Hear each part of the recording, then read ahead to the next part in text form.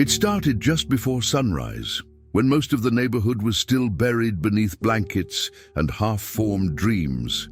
The sky hadn't decided if it would rain or clear up, and the asphalt still glistened with the cold, leftover mist of the early morning. Nobody expected anything to be different. It was supposed to be just another quiet Tuesday on Oak Ridge Lane, a stretch of modest homes, aging porches, and the occasional barking dog. But when the first SUV pulled in, black, shiny, silent, no one noticed. Not yet. It wasn't until the second, third, and fourth identical vehicle parked in. Perfect symmetry along the curb that people started peeking through the blinds. And by the time the 12th one arrived, all facing the same direction like soldiers waiting for orders, Oak Ridge Lane was no longer just a sleepy street. It had become a stage. Jack was the first to step outside, barefoot, holding a chipped mug of instant coffee. He blinked hard, expecting the vehicles to vanish with a second glance, like some leftover figment from a half-forgotten nightmare.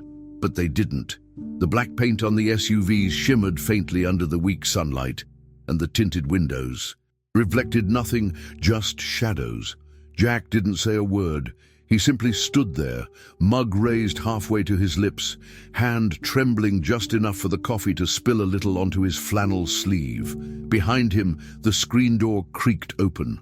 Old Mrs. Langley from across the street was already outside, too, wearing her nightgown and slippers, hands on her hips like it was her street, and someone forgot to ask permission. "Jack," she called, voice uncertain. "What in the world is that?" He didn't know what to answer. Nobody did.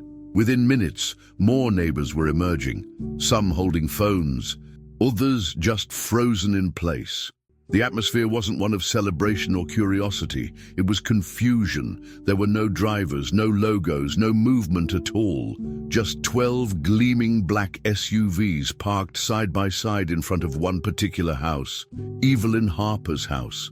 She wasn't outside yet. She probably hadn't even looked out the window. Jack glanced at her porch, remembered the broken window frame he'd patched up just the day before.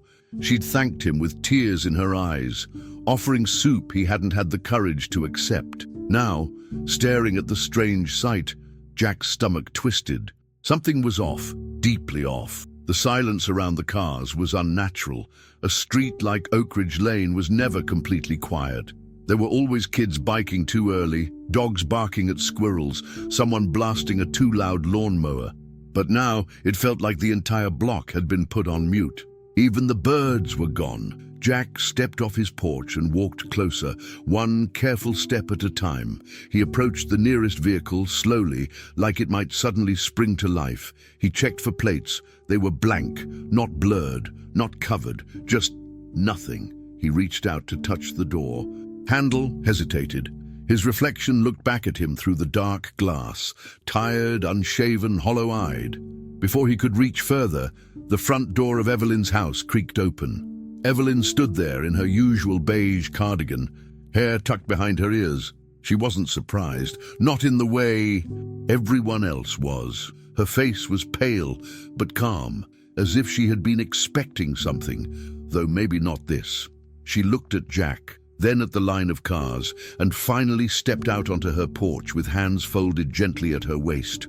The neighbors whispered louder now, the gossip spreading like wildfire with no facts to feed it. "Government," someone muttered. "Cartel," another offered. "FBI witness protection gone wrong," a third voice speculated. But none of them moved closer. No one dared to approach the vehicles. No one except Jack. He crossed the sidewalk until he stood between Evelyn's lawn and the row of mysterious SUVs. He turned back to look at her. "Do you know what this is?" he asked, not shouting, but loud enough for the question to hang in the air like a warning. Evelyn didn't nod or shake her head. Instead, she stepped down from the porch and walked toward him. Slow, deliberate steps, like every motion carried years of weight. "You helped me," she said quietly, looking up into his eyes. "Now they've come." Jack blinked. "Who?" But she just looked at the cars. A distant engine growled down the block, but no one paid it attention. The scene had hijacked everyone's reality. Jack watched as Evelyn gently reached out and placed a hand on his forearm, as if steadying herself or warning him. Her grip was soft, but unwavering. "This house has secrets," she whispered. "I didn't want them found, but you opened something, Jack." His mouth went dry. She wasn't speaking in riddles. She was confessing. The tension cracked something in his chest. "Are we in danger?" he asked. She didn't answer. Instead, she turned toward her house and walked back up the steps. Jack looked at the cars again. None had moved, yet somehow he felt surrounded. Behind him, Mrs. Langley shouted something, but her words were drowned by a low, rhythmic hum, like the sound of a distant generator, or maybe machinery underground. Jack turned, scanned the area, but saw nothing moving. The hum grew louder, then stopped. He looked back at Evelyn's house. She was gone. Door shut, curtains drawn. For the first time since he arrived on Oak Ridge Lane, Jack felt like he didn't belong, like he had stepped into a story too big, too dark, too late. He backed away from the cars slowly, his eyes never leaving their tinted surfaces. When he finally reached his porch again, he realized he was still holding his coffee. It had gone cold.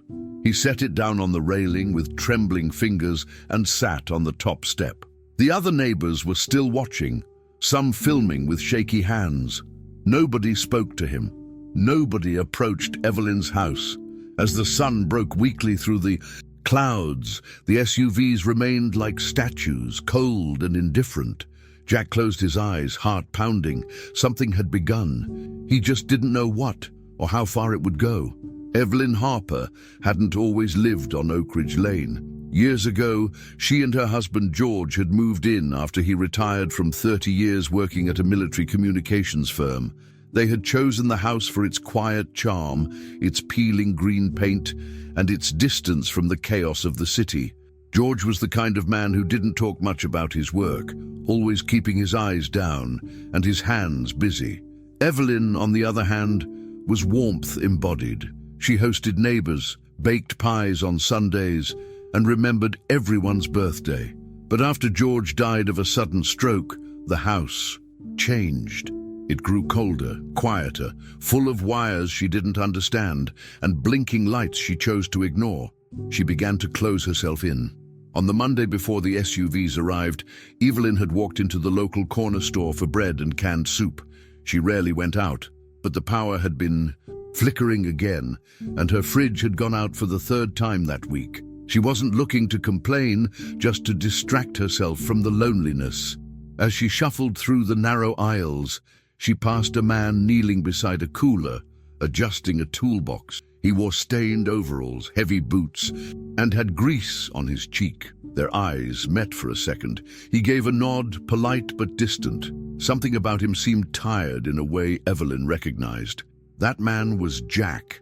He had been hired by the store owner to fix a faulty freezer motor, a quick job for little pay, the kind of task he'd been surviving on lately. He didn't know why he looked back at Evelyn after she passed, but something about her frail frame, the quiet urgency in her movement, made him pause. A few minutes later, as he waited at the register to get paid, he overheard her speaking to the clerk. Her voice was soft, almost apologetic. "My lights keep going out again. I don't know if I should call the electric company or just pray harder." The clerk barely reacted. Jack did. As Evelyn left the store, Jack stepped out behind her, wrench in hand and hesitation in his steps. "Ma'am," he called out, not sure if she'd even respond. She turned, surprised, hands gripping her purse tighter for a moment. "I'm an electrician," he said, gesturing to his overalls like it proved something. "I'm between jobs right now, but if you need help, I could take a look." She stared at him, measuring his sincerity. Jack braced himself for rejection, but then she nodded slowly, almost shyly. "I can't pay," she said. "Not a penny." Jack shrugged. "That's okay." It was the first time someone had accepted him in months. They walked back to her house in silence. The wind was starting to pick up, and Evelyn's cardigan fluttered behind her like a loose sail. Jack noted how her front steps were uneven, how the porch light didn't turn on when she unlocked the door. Inside, the house was neat but tired. Old furniture, faded photos, a living room that smelled like chamomile and history. Jack stepped carefully, not wanting to knock anything over. Evelyn led him to the kitchen, where the overhead light flickered like a dying star. "It's not just the light," she said. "Sometimes the microwave turns on by itself. And the radio, too." Jack frowned. "The radio?" She nodded, but only late at night. Jack crouched down behind the fridge first, checking the outlet. It sparked slightly when he jiggled the cord. Faulty wiring was common in older homes, but something about the sparking felt off. Too aggressive, too loud.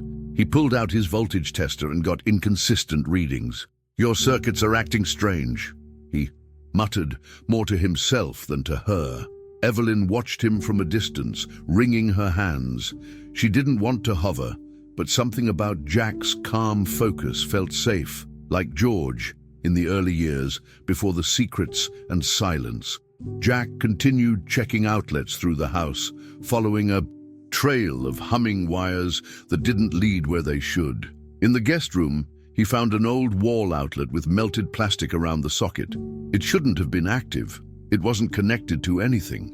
Yet when he touched it, he felt a faint vibration. Not electrical, mechanical, like something moving behind the wall. He leaned in, placing his ear close, and heard it. A rhythmic ticking, almost like a heartbeat, but electronic. He didn't mention it to Evelyn yet.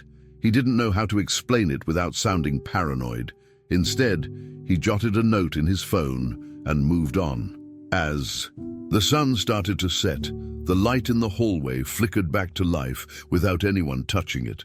When he finished, Jack sat at the edge of the couch, rubbing his knees. Evelyn brought him tea, hands shaking as she handed him the chipped cup. "I don't have much, but I can offer this," she said.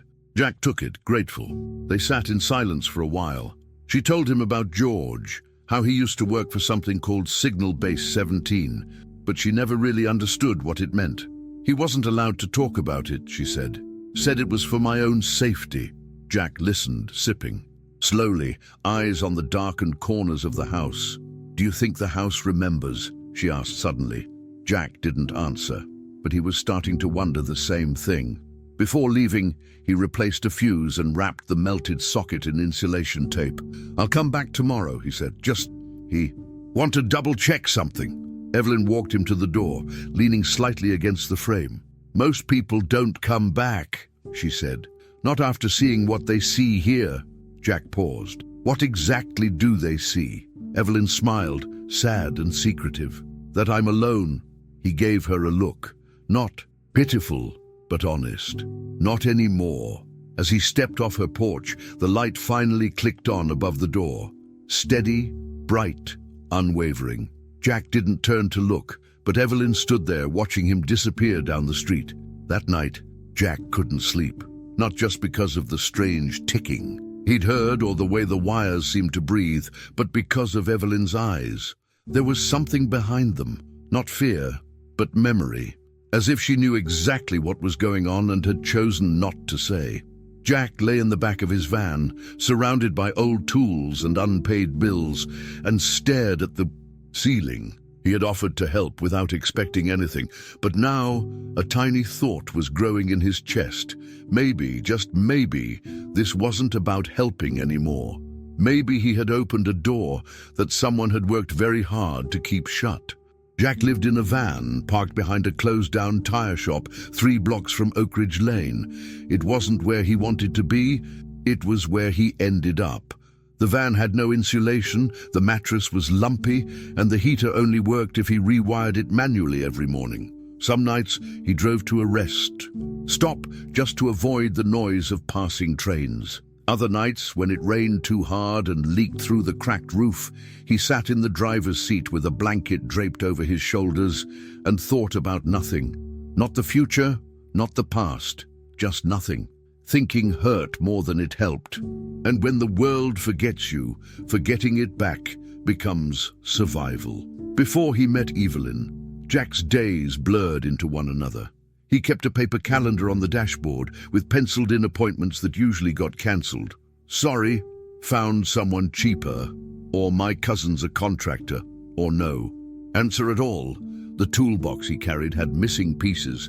His drill bit was chipped. He reused wire until it frayed.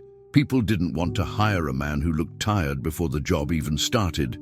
His clothes were stained, not by carelessness, but by repetition, the kind that comes from fixing the same things for people who never remembered his name. Jack didn't blame them.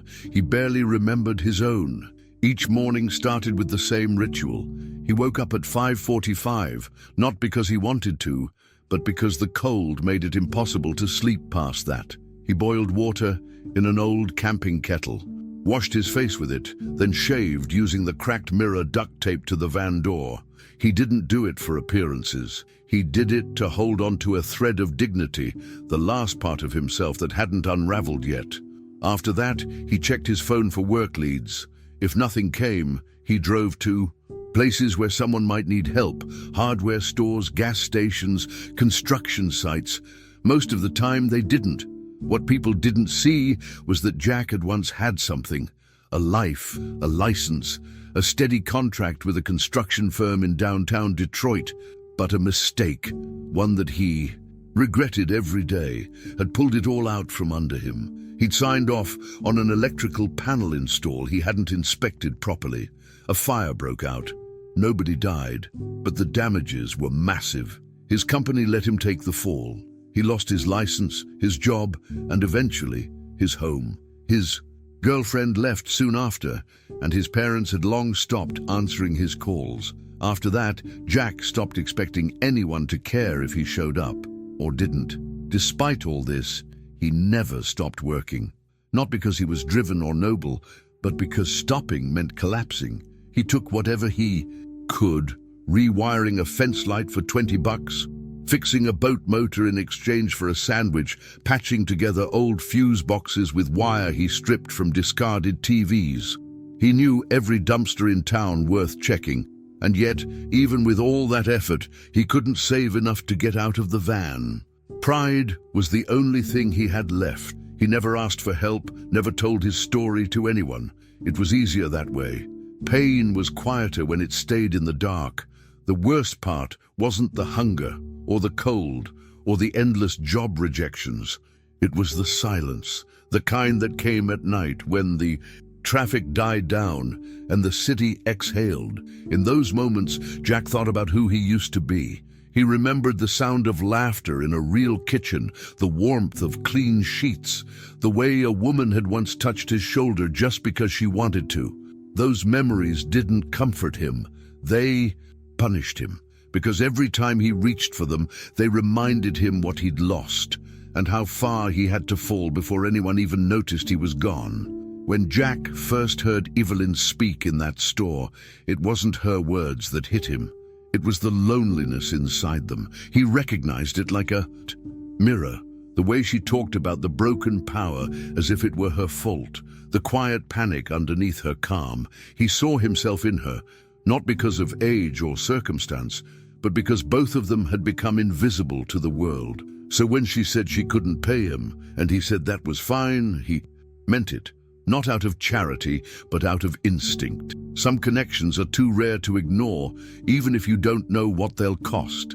That night, after helping Evelyn, Jack drove back to his van and sat for a long time with the engine off. He didn't feel good. He didn't feel heroic. He felt awake, like someone had cracked a window in a room that had been sealed shut for years. He replayed her story in his head, the strange noises, the self-turning radio, the way her husband had worked in a place she didn't understand. He didn't know what to make of it, and maybe he didn't need to, but part of him, the part that had stopped caring long ago, wanted to go back, not just to fix wires, but to listen. He didn't tell anyone about Evelyn. He didn't even write her address down. He remembered it clearly, like it had been carved into his mind. 1712 Oak Ridge Lane, a number that stuck with him more than phone passwords or birthdays. The next morning, before the sun rose, he was already on his way back. Not for money, not even for the mystery. He was going back because it was the first time in years someone had looked at him and seen something worth trusting. That kind of thing doesn't Happened twice. Jack didn't know it yet, but fixing that old woman's wiring would be the smallest part of what he was about to repair, and some of the damage wasn't hers. It was his, but the house had called him. Or maybe it wasn't the house. Maybe it was the silence behind the walls that finally wanted to be heard. Jack arrived earlier than he'd planned. The sun hadn't even fully crested over the rooftops when he pulled up in front of Evelyn's home again, the morning still wrapped in fog. He parked his van a few houses down. Something instinctual told him not to be too obvious. The air was heavy, not with humidity but with tension, the kind that made every sound feel sharper. As he approached the porch, he saw that Evelyn was already up. She sat on a creaky rocking chair, wrapped in the same cardigan from the day before, hands folded neatly in her lap.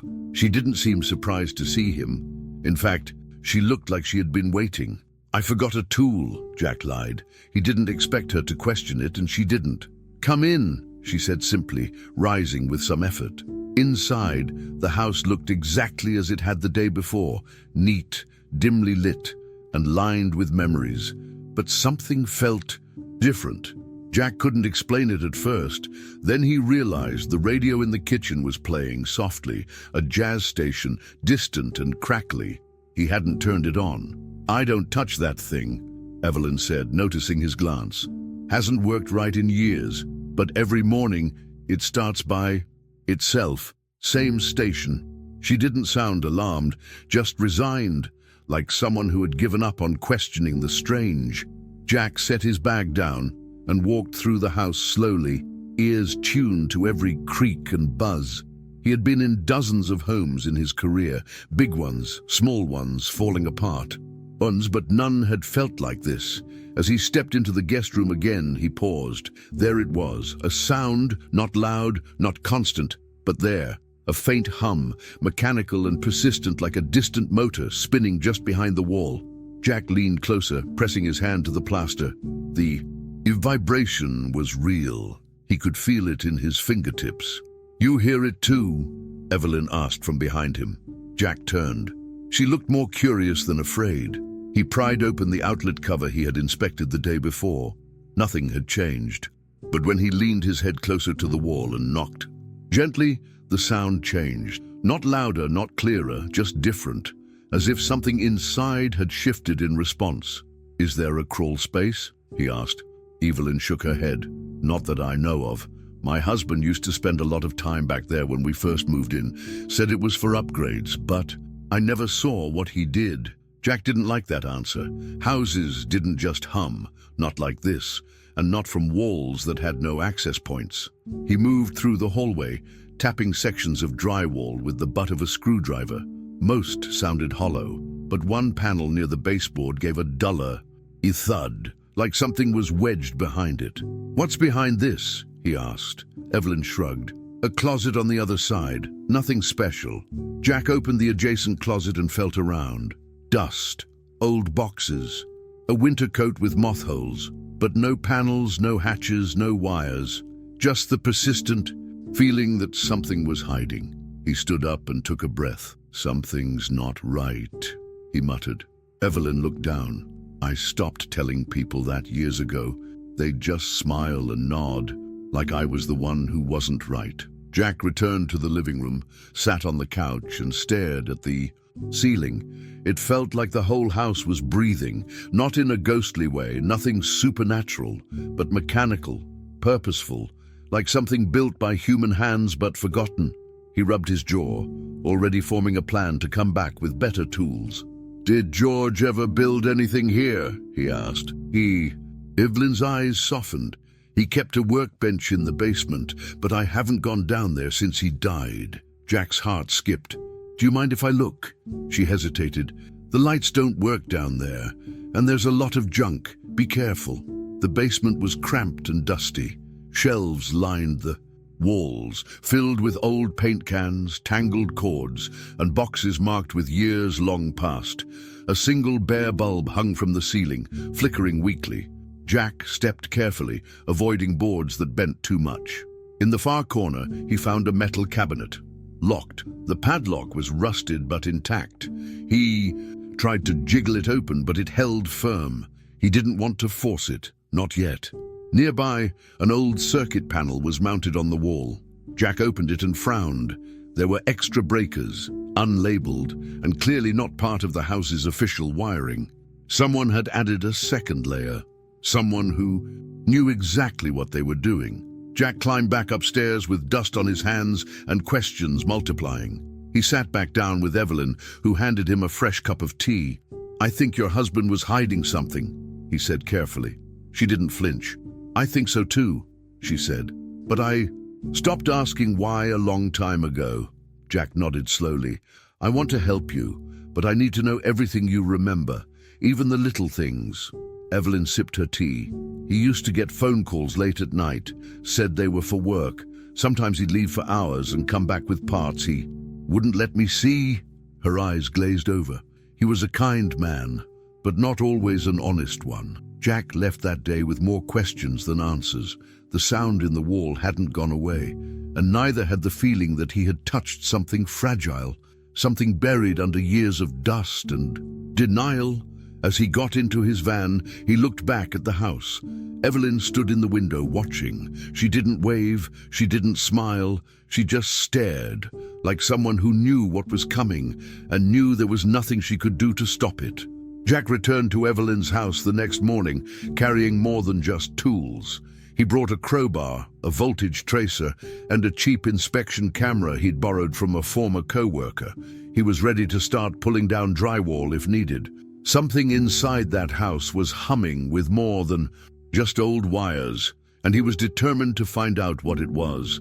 But as he stepped onto the sidewalk in front of her porch, a car he didn't recognize pulled into the driveway ahead of him. It was a silver city vehicle with an emblem on the door and a clipboard on the dashboard. A man in a pressed, collared shirt stepped out, looked directly at Jack and frowned. "Are you Jack Dempsey?" the man asked. Jack nodded, slowing his pace. "Who's asking?" The man flashed a city badge. "Travis Boyd, Housing Compliance. We got a report of unauthorized electrical work at this address. You're not a licensed contractor, are you?" Jack's stomach dropped. "It's just a private job," he said, "helping a neighbor." Travis didn't smile. "You can't perform electrical work in residential properties without certification, even voluntarily. That's a safety violation." Jack looked toward Evelyn's front door, which remained closed. "Who reported it?" he asked. "Anonymous," Travis replied. "But it doesn't matter. You have to vacate the site immediately. If you continue, you'll face fines or worse." It felt like a punch to the ribs. Jack had been careful. He didn't advertise, didn't hand out flyers. He had only helped one person, Evelyn, and now, somehow, the city was involved. He tried to protest, but Travis remained firm, pen already scribbling on a violation notice. "You're not allowed to return here for work purposes," he said, tearing off a yellow copy and handing it over. Jack didn't take it. He just stared at the house, suddenly feeling watched. "I wasn't doing anything dangerous," he muttered. "The wires were faulty. I was trying to help." Travis didn't respond. He returned to his car, backed out of the driveway, and drove off without looking back. Jack stood there, unsure of what to do. After a minute, Evelyn opened the door, her face clouded. "What happened?" she asked. Jack held up the violation notice. "Apparently, someone reported me." Evelyn looked genuinely confused. I would never." "I know," Jack said, "but someone did." He scanned the street. Windows were shut, curtains drawn. The same neighbors who'd once waved politely now seemed absent. Jack stepped closer. "Did anyone come by yesterday after I left?" Evelyn hesitated. "A man," she said. "Said he used to work with George. Asked questions. I didn't let him in."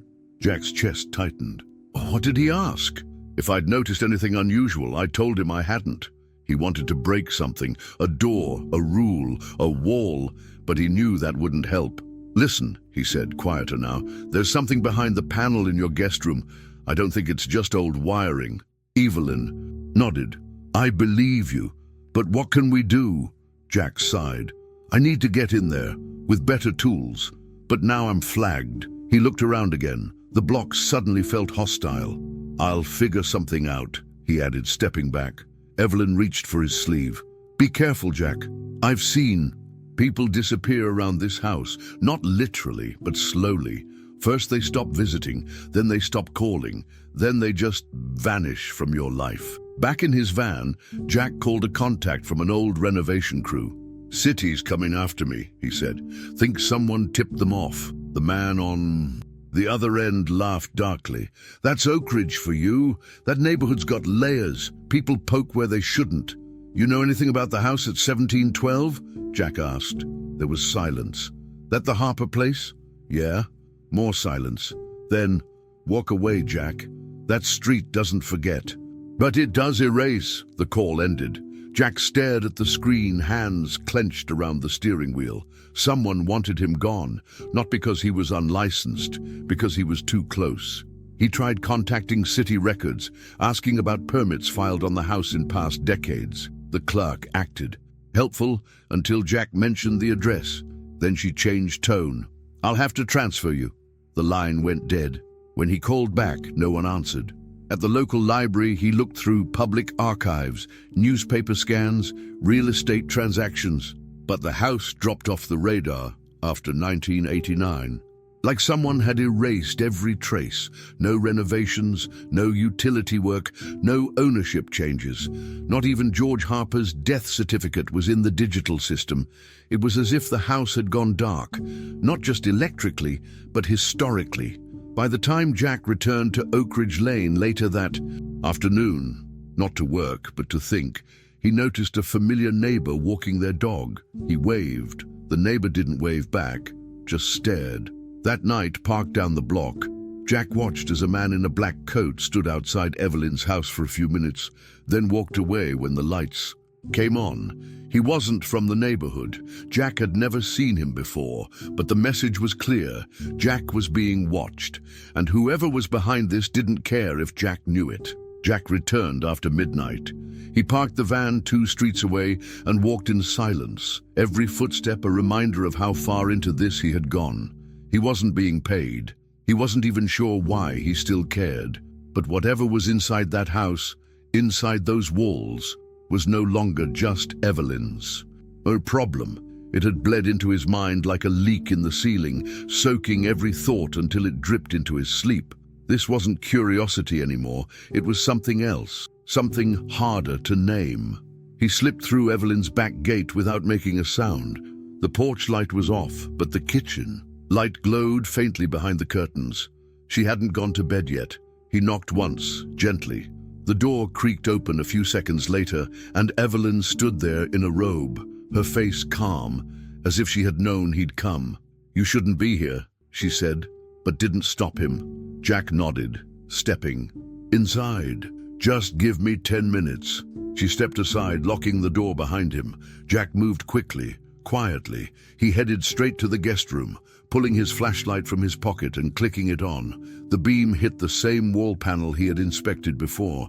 This time, he wasn't going to knock. He was going to open. From his jacket, he pulled a multi-tool and pried at the edges of the drywall. The plaster resisted at first, but then cracked. As the panel came loose, a fine layer of dust spilled out, and behind it, a metal box the size of a small suitcase. It was bolted to the studs. Jack froze. The box was matte black, no labels, no brand, just a single LED pulsing red. Beneath it were a tangle of wires, some modern, others aged and frayed, and among them, a small copper antenna snaked through insulation toward the ceiling. Jack reached forward slowly, heart pounding. He didn't touch the device, just examined it. The wires fed into a plastic conduit that disappeared down into the floor. He had seen a lot of electrical systems in his time, but nothing like this. It wasn't just power, it was transmitting, actively. Jack pulled out his phone, turned off the signal, and took 3 photos in quick succession. Then he put the panel back, not fully, but enough to hide the device. He returned to the kitchen, where Evelyn was waiting, sitting at the table with her hands folded like someone at church. "There's a machine behind your wall," Jack said, sitting down, across from her. "It's live, broadcasting something. I don't know what or to who, but it's old and it's not supposed to be here." Evelyn didn't blink. "My husband built it," she said softly. "Or someone helped him." Jack leaned forward. "Why?" She shook her head. "He said it was for emergencies, said it was just in case, but he never said what case meant." Her hands trembled slightly. "After he died, it kept working. I started hearing it late at night, that buzzing, the radio. Once, the microwave turned on at 3 a.m. and spelled out a sequence on the timer. I wrote it down. It didn't make sense." Jack felt a chill run through him. "You still have it?" She nodded. "In a drawer." She retrieved a crumpled piece of paper from the kitchen and handed it over. A series of numbers, evenly spaced. 17, 38, 12, 17, 12, R17, L89. Jack stared at it. "This looks like coordinates or some kind of access code." He stood. "Evelyn, I need to talk to someone who can help. Someone outside this house." She looked up sharply. "No one outside will believe you. They'll think you're crazy. Or worse, they'll know exactly what it is, and they'll come." Her voice was clear now, certain. "They already have." Jack didn't sleep that night. Back in his van, he sent the photos to a single contact, Marcus Reeves, a man he hadn't spoken to in years. They had worked together briefly when Marcus was a contractor for a government telecom project. Marcus had clearance, knowledge, and paranoia. The man who checked under his own car every morning. Jack's message was short. "Found something. Need your eyes on this. Urgent." He attached the photos and the code Evelyn had given him. Minutes later, Marcus called. "Where did you get this?" he asked, his voice low and sharp. "An old house," Jack said. "What is it?" Silence. Then, "This is not homegrown, Jack. That box, it's a signal repeater. Cold War era, modified for passive relay. That blinking light? It means it's still syncing. Someone's still listening." Jack's throat tightened. "To what?" "I don't know. But if it's still live, they're not far. Get out of that house. Burn the photos. Change your number. I'm dead serious." Jack hung up, heart pounding, sweat beading on his neck despite the cold. He looked at the photos one last time. Then he deleted them. But the image stayed burned into his brain. That box, blinking, waiting, broadcasting. Evelyn's house wasn't just haunted by memory. It was part of something real, something buried. And now that he had seen it, now that he knew, there was no going back. Jack didn't go home after deleting the photos. He didn't even return to his van. He walked street after street for almost an hour, head down, hands in his jacket pockets, trying to breathe through the knot forming in his chest. The sidewalks blurred past under dim streetlights, each passing car making him flinch slightly, as if he was being tracked. And maybe he was. Marcus's warning wasn't the type you dismissed. If someone like him said to disappear, you didn't argue. You obeyed. But Jack wasn't ready to run. Not yet. He needed answers first, not just for Evelyn, but for himself. Because something about this wasn't new. It felt familiar. By dawn, Jack had reached an old payphone outside a gas station on the east side of town. He dialed a number from memory. Not Marcus this time, but another man he hadn't spoken to since the fire that ruined his life. His name was Alan, and he used to work on signal routing systems for the Defense Department. He picked up after the fourth ring. "If this is about work, I'm retired," he grunted. Jack kept his voice low. "It's me, Jack." A pause. "Jesus, you still alive?" "Barely." Another pause. "You in trouble?" Jack swallowed. "I need you to look at something. I'll explain in person."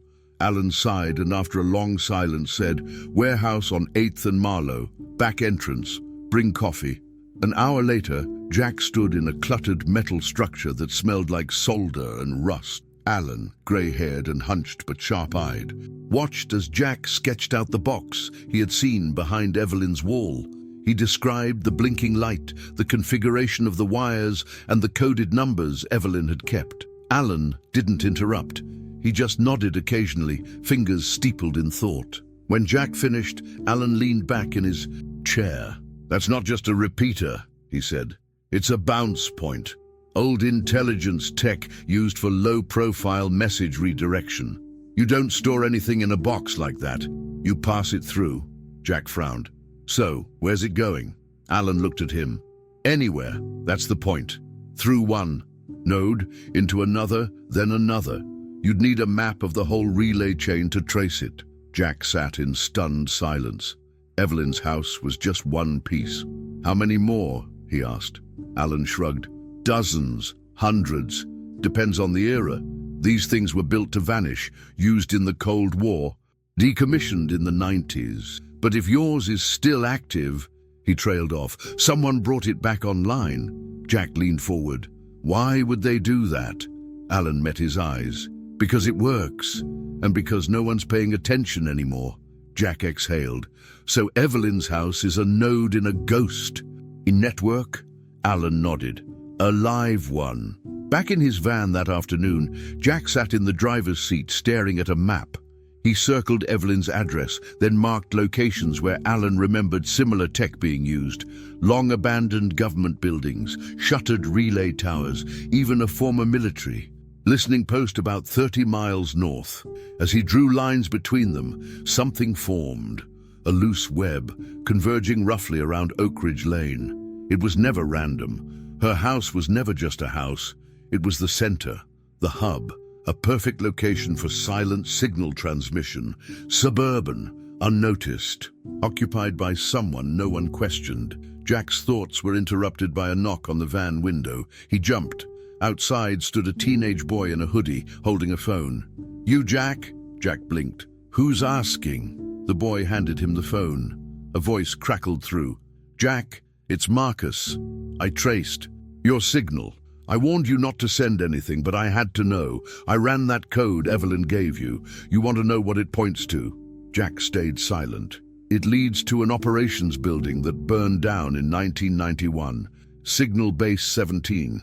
It was never officially on record. A black site, even the agency denied it. And Evelyn's husband, he was its senior technician. That changed everything. Jack's chest tightened. So this is a leftover project? Marcus sighed. It shouldn't exist, but it does. And Jack, it's not just about the signal. It's about what's piggybacking on it. That box, it's routing. It's surveillance data, audio, maybe more. Jack felt like the floor beneath him cracked. You're saying Evelyn's been monitored? Not just her. Everyone in the radius. Whoever's running this, they're collecting live data from inside homes. Phone calls, conversations, smart devices, all bounced through. Relic tech nobody would think to look at. Marcus paused. You stumbled into a covert domestic surveillance grid. Congratulations. Now get out. But Jack wasn't going to run. Not now. He drove straight back to Oak Ridge Lane and parked 3 blocks away. He walked the neighborhood like someone new to the area, casual, unnoticed, and he began to observe. He noted the cars parked too long in one place, the house at the corner with the satellite dish that always pointed just a bit off, the van that seemed to rotate license plates. He passed a house where he saw a man watering a lawn that was already soaked, watching Jack through his sunglasses the entire time. There were too many patterns to ignore. Oak Ridge Lane wasn't just a neighborhood, it was a net. Later that night, Jack showed Evelyn the sketched network. She stared at it, then at her own floor. He said they'd never find it, she whispered. He said the best secrets aren't buried, they're lived inside. Jack nodded. I think someone's trying to reactivate the system your husband built, and they're using your house to do it. Evelyn's eyes glistened. I was just trying to stay warm. I didn't mean to bring this back. Jack leaned in. You didn't. They never left. They were waiting. The room fell into silence, but it wasn't empty. The house, even now, was listening. Jack had spent the last 2 days mapping everything, every suspicious vehicle, every neighbor who acted just a little too still. He tracked routines, the garbage cans brought out too early, the porch lights that flicked on at the same exact minute each night, the houses where nobody ever seemed to leave or arrive. Oak Ridge Lane wasn't just hiding something, it was cooperating. At least some of it was. And that realization gnawed at Jack more than any blinking box or Cold War signal. It wasn't just outside people orchestrating this. Someone inside was keeping it alive. He started testing people. Small things at first. He asked Evelyn's next-door neighbor, Mr. Palmer, if he had noticed the strange cars from the previous week, the black SUVs. Palmer had smiled too quickly and said, "Oh, just some real estate guys looking at foreclosures." Jack didn't push, but he noted it. Evelyn's house wasn't listed for sale. Then he asked Miss Shelley across the street, the one who always brought Evelyn cookies every third Friday. Her face turned stiff when he mentioned wiring, like he had hit a nerve she didn't want touched. "I'm sure it's just old infrastructure," she said too quickly. "Best to leave it alone." But it was Mr. Donovan, the retired postman who lived 3 houses down, who confirmed Jack's worst suspicion. Donovan had always waved to Jack, had even offered him a beer once when he was working on a fuse box a few weeks back. Friendly, ordinary, trustworthy. So, when Jack approached him on a Thursday morning with a casual, "Hey, did you work this block when you were still delivering?" he expected a simple story, maybe a laugh. What he got was a slip. "Oh, sure," Donovan said. "Delivered to 1712 for years, until George died. Then I was told to redirect everything and to the field office." He stopped, realized what he'd said. "Wait, no, I mean, she picked it up herself after that." Jack stared at him. "Field office?" Donovan hesitated. "Just a figure of speech." But it wasn't. There was no field office in town. Not one that took redirected residential mail. Jack nodded, stepped back and said nothing more. But something in Donovan's eyes changed. The mask had dropped for just a second, long enough for Jack to see the steel underneath, cold, controlled, and not surprised. Jack didn't sleep that night. He sat in the van, staring at the post-it notes on his dashboard. He had circled Donovan's house 3 times without even knowing it. The man who smiled the most had seen everything. The next day, Jack went to Evelyn. He didn't want to alarm her, not yet. But when he mentioned Donovan's name, she looked away. "He was George's friend," she said, quietly. "Used to come by after he passed, brought me groceries once, helped trim the hedges." Jack leaned in. "Did he ever go inside?" Evelyn nodded slowly. "Once or twice. Said he was checking the power box when I had the outage last winter." Her voice trembled slightly. "Why are you asking?" "Jack," he didn't answer directly, "because the people we think are watching us, they're not doing it from far away. They're doing it from here." That night, Jack positioned himself outside Donovan's house with a pair of binoculars and a camera. He waited. At 2:12 a.m., Donovan stepped out, wearing a coat and carrying a tablet, not a phone, not a flashlight. He walked 2 houses down, stood in front of a utility pole, and held the tablet up for a few seconds. The screen flashed green. Then he walked back, calm, normal, as if he had simply taken a stroll. Jack checked the timestamp. There was no doubt. Donovan wasn't just a neighbor, he was running maintenance. Jack confronted him the next morning. He didn't shout, he didn't accuse. He just stood at the edge of Donovan's driveway and said, "I know what you're doing." Donovan didn't flinch. He took a sip of his coffee and said, "Then I hope. You also know when to stop." Jack took a step forward. "You lied to Evelyn. You used her trust." Donovan finally looked at him, and this time the friendliness was gone. "She was protected," he said, voice low, "until you started asking questions. Now you've endangered her." Jack's hands balled into fists. "This isn't protection, this is surveillance." Donovan's eyes didn't blink. Same thing. These days, when Jack returned to Evelyn's house, she was waiting on the porch. She knew. Somehow, she always knew. "Donovan?" she asked. Jack nodded. She sat down slowly. "I always thought the quiet ones were the kindest," she said. "But maybe they're just better at hiding." Jack sat beside her. The sun was setting, but it didn't feel warm. "He said I'm putting you at risk," Jack murmured. Evelyn didn't respond at first. Then she said, "Maybe you are, but I'd rather be in danger and know the truth than live safely inside a lie." That night, Jack stared out from Evelyn's porch, heart heavy. Someone he'd trusted had betrayed them. But that wasn't the worst part. The worst part was realizing how many others had stayed silent. Who else knew? Who else was watching? And how many more had helped cover it all up? Not because they were evil, but because they were told it was necessary. He looked at the house again, not as a building, but as a trap. A beautiful, tragic, humming trap. And he wasn't sure if they could get out. The first SUV moved at 4:03 a.m. Jack had been awake in the van, parked on a side street, dozing in short, broken bursts when the faint growl of an engine snapped him upright. Through the windshield, he saw one of the black vehicles, silent for days, now rolling slowly down Oak Ridge Lane. Its headlights off. A second one followed, then a third. They weren't just repositioning, they were forming a circle.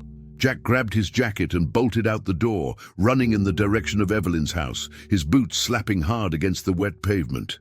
As he turned the corner onto Oak Ridge, his stomach dropped. The 12 SUVs were in motion, methodical, silent, no rush, just precision. They weren't in a hurry because they didn't expect resistance. One vehicle blocked the far end of the street. Another parked directly across Evelyn's driveway. The others idled nearby, forming a perimeter. Men in dark coats stepped out, each with the same earpiece, the same blank stare.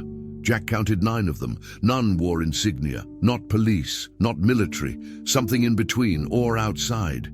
Jack didn't waste time thinking. He sprinted for Evelyn's porch, slammed his fist on the door. "It's happening!" he shouted. "You need to come with me now!" Inside, movement. Then the door opened, and Evelyn stood there, hair uncombed, eyes already knowing. "They're here for the box," Jack said. "We don't have time to argue." She nodded and stepped out barefoot onto the porch. "What do they want from me?" she asked. Jack grabbed her arm. "Not you! What you're sitting on!" The humming in the walls was louder now, pulsing, electrical, like something inside the house was coming alive.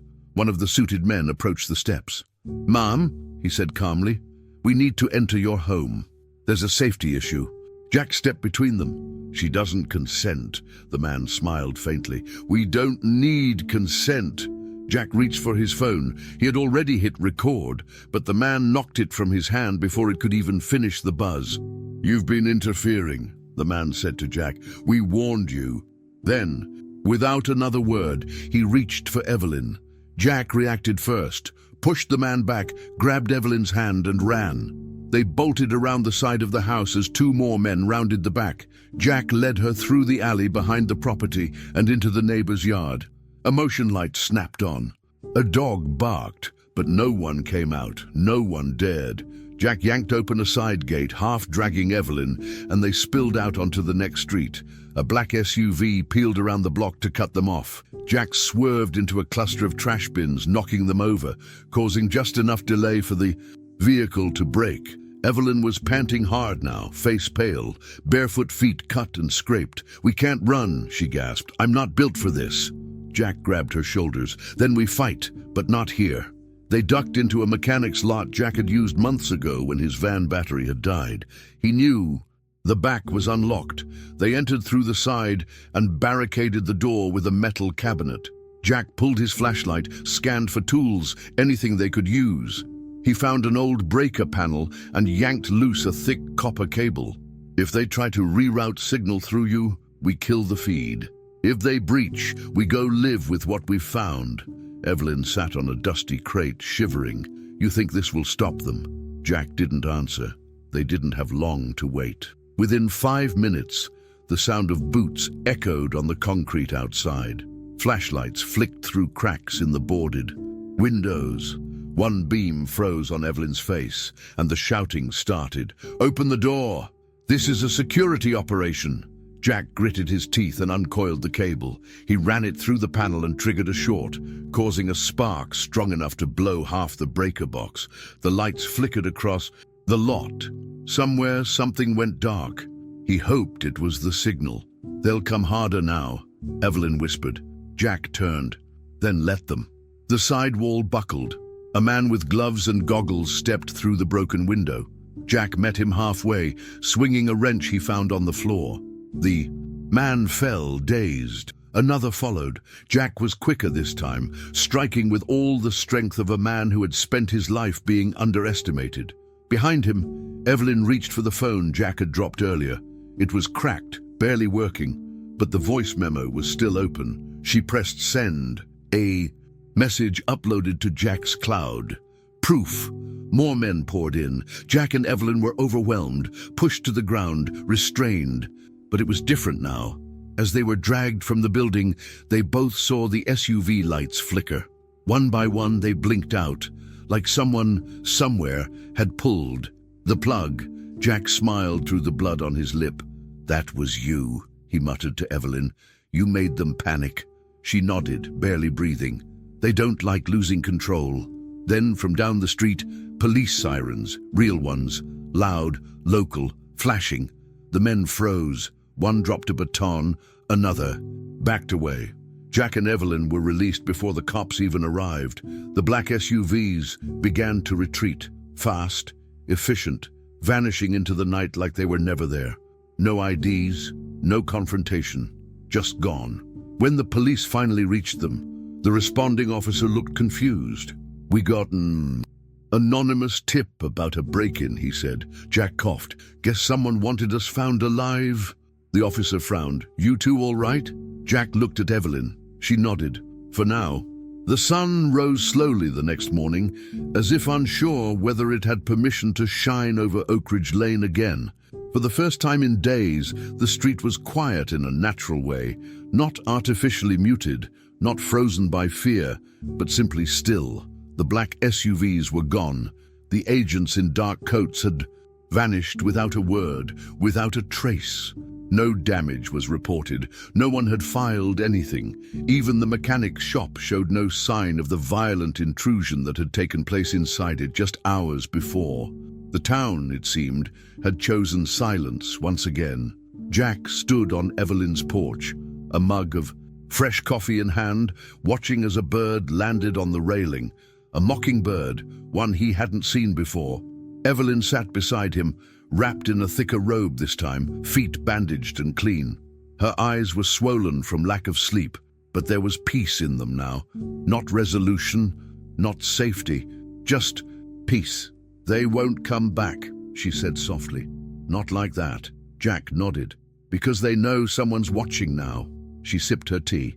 "You think that's enough?" He didn't answer. They both knew the truth. Exposure wasn't the same as justice, but sometimes it was the only weapon left. The house once again was still, but something inside had shifted, not physically, but spiritually. The quiet was different now. It no longer felt like something waiting, it felt like something resting. The signal box behind the wall had gone dark after the breaker overload Jack triggered in the mechanic's lot. He had confirmed it the night before, pulling the panel back and finding the LED no longer blinking. Whether the entire network was dead or just this node, he couldn't know, but it was no longer transmitting. That much was certain, and somehow that mattered more than anything. Jack helped Evelyn bring out a box of old photos she had kept in her attic. They sat together on the porch, flipping through memories that spanned decades. Her wedding day, George in uniform, the backyard when it still had a swing set. Jack listened as she told stories that had nothing to do with conspiracies or surveillance or machines, just life. Messy, unpolished, deeply human life. It was the first time she had spoken about George without the weight of secrets pressing down on her. "He wasn't all bad," she said, "but he got caught in something bigger than himself, and it took him away. From me, long before he died." The neighbors passed by cautiously that morning, some offering faint nods, others avoiding eye contact. Jack saw Donovan drive away in silence, not a word exchanged. There was no confrontation, no apology, just absence. Jack didn't expect closure from people like that. What mattered now was Evelyn's safety, and the fact that for the first time in years, she was no longer being watched, at least not from within her own walls. That was a victory, even if no one else acknowledged it. Jack stayed for 2 more days, helping fix the damage left behind. He sealed the dirt wall in the guest room, this time with new drywall. He patched up the basement panel. He replaced the blown porch light. With each repair, the house seemed to breathe easier, as if healing. "You're good at this," Evelyn said. Jack shrugged. "I used to be." She looked at him. "You still are." He didn't respond. He didn't have to. He felt it in his hands, in the steady rhythm of his heartbeat. He hadn't saved the world, but he had saved something small but important. Before he left, Evelyn gave him something she'd found in George's desk, a faded envelope addressed to the one who finds the truth. Inside was a handwritten note, no date, no signature. It read, "If you're reading this, then the lie didn't hold. Protect her, and never let them bury silence again." Jack folded it carefully and tucked it into his jacket. He didn't know if George had written it. He didn't know if, it was a trap or a warning, but it felt like something honest. And that was enough. Jack drove away just after noon. No fanfare, no goodbyes beyond a final wave and a nod. As he turned the corner off Oak Ridge Lane, he didn't look back. Not because he didn't care, but because he did.